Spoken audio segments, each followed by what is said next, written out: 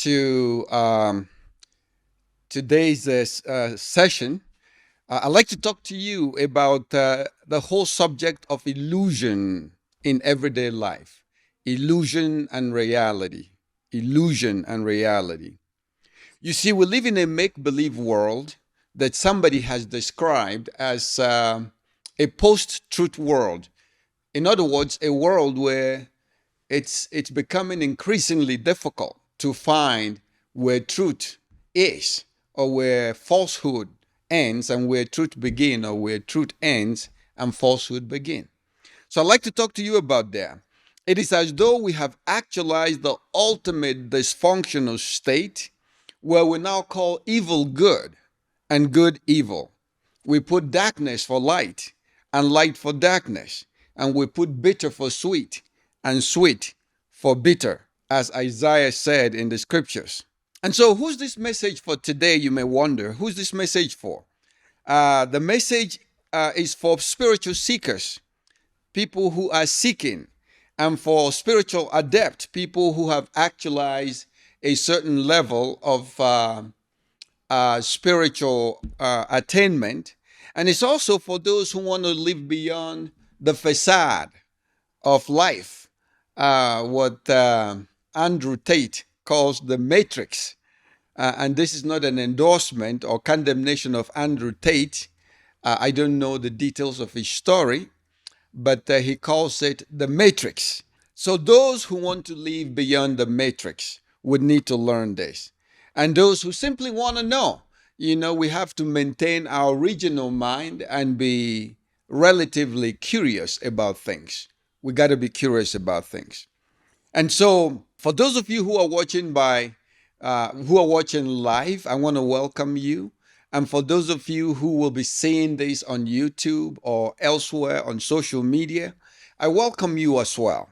The purpose of this session is essentially to help you get to the next level, where you can actualize higher levels of spiritual life and higher levels of spiritual attainment and higher levels of access to the holy, and in what some have described as a mystical actualization. And you can actualize higher level of consciousness, spiritual consciousness. And that's what this is all about. And so what is the role of illusion? Because in everyday life, there are illusions that are intended to deceive you or to trap you or to mislead you or to misguide you. And so I want to talk about that. This is particularly important because along the spiritual pathways, you're going to come into contact with people and entities and spirits that are dead set to derail you. And they will if they can, right?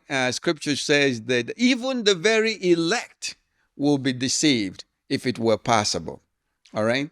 And you and I are vulnerable and vulnerable to deception. If you think you cannot be deceived, you're already deceived, all right?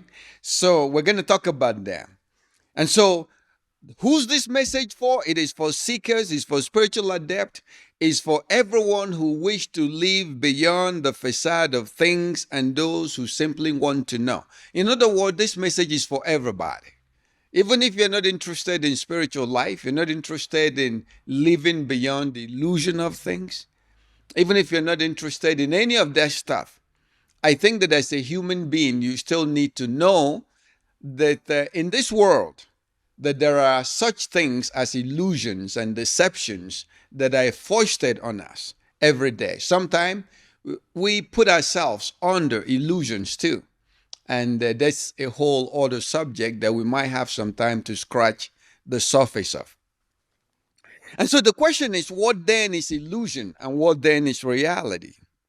So illusions is a misleading image that is presented as a visual stimulus, perception of something or objectively existing in such a way as to cause a misinterpretation of an actual nature. Illusions can be literal, they can be physiological, they can be cognitive. But regardless of what manifestation you see illusions, they have one common goal, and that is to deceive you. And that's why it's called a trick, right? And so now I don't want you to get into the idea that all illusions are bad. That is clearly not the case. Some illusions are meant to entertain. Like I remember I took my daughter to Jamaica one time, and my daughter, um, we watched a magic show at the resort where we stayed. And my daughter was fascinated by this magic trick because the magician, a pretty short guy, whipped out a samurai sword and swallows it. And my daughter is like, how did he do it? Dad, how did he do it? He swallowed an entire samurai sword that is about the same height as himself. How did he do it? Now, clearly, this kind of optical illusion or this kind of illusion that the magician performed is for entertainment, is for fun, is for excitement. I understood that, and it was kind of interesting to see my daughter wondering, how did he do that? Right?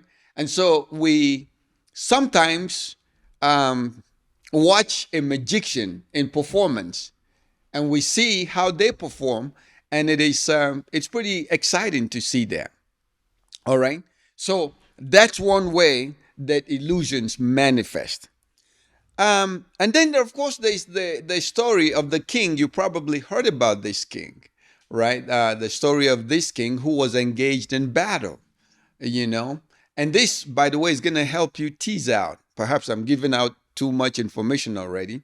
But this king has been engaged in a battle, for a protracted battle with an enemy king. And he fought this war. His father before him fought this war. His grandfather before him fought this war. And it's a war that they've inherited from generation to generation. And now it was his time. Unfortunately, the opposing king was able to um, galvanize a coalition of the willing to fight against this king, and he was defeated. And when he was defeated, the defeating army brought him to the conquering king.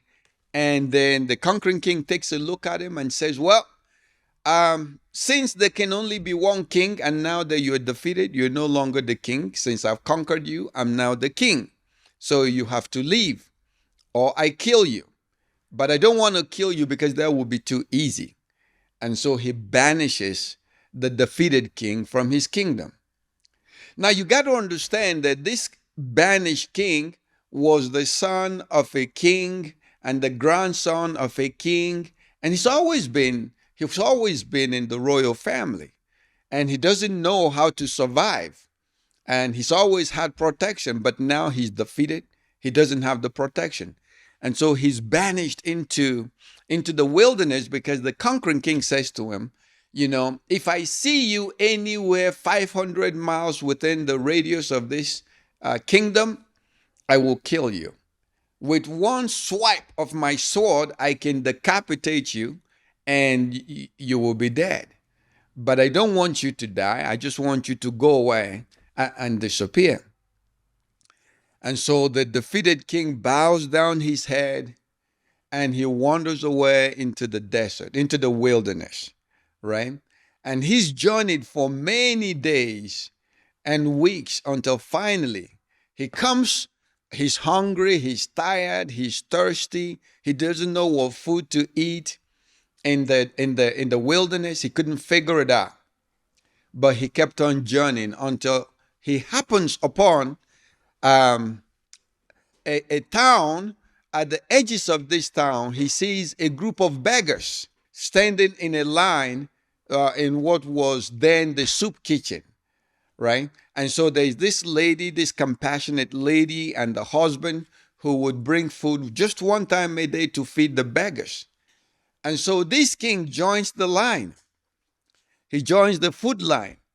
And as this lady and her husband shared out some soup and some chapati and some flatbread and naan, gave to every beggar, one beggar after another, and they just served them the food.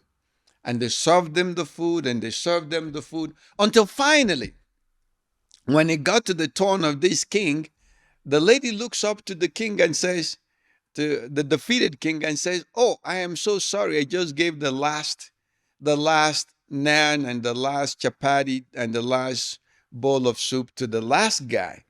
I generally prepare just enough for all the people that come to me, and I don't have extra." And the king says, "No, you got to feed me today. I'm really hungry. I've been journeying for days, for weeks even, and I need some food. Please give me something to eat."